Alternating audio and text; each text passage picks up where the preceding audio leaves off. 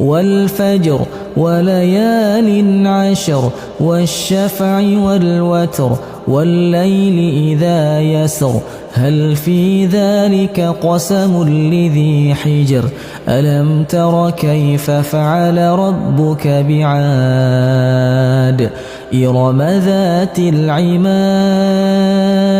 التي لم يخلق مثلها في البلاد وثمود الذين جابوا الصخر بالواد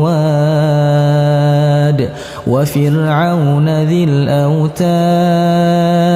الذين طغوا في البلاد فأكثروا فيها الفساد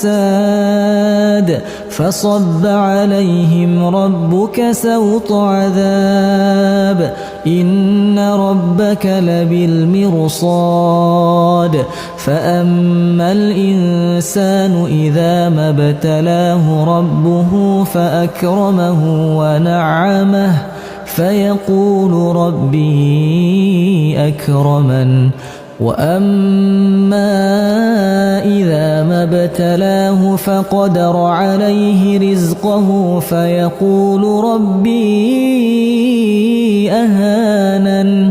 كلا بل لا تكرمون اليتيم ولا تحاضون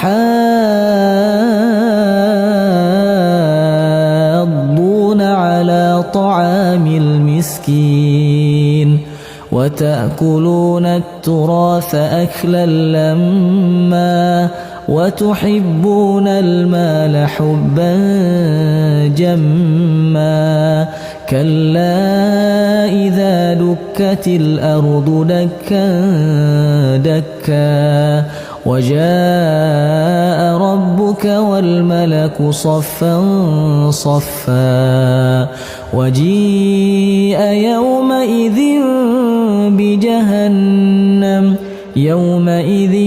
يتذكر الإنسان وأنى له الذكرى يقول يا ليتني قدمت لحياتي فيومئذ لا يعذب عذابه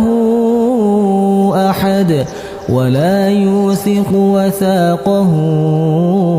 أحد يا أيتها النفس المطمئنة ارجعي إلى ربك راضية مرضية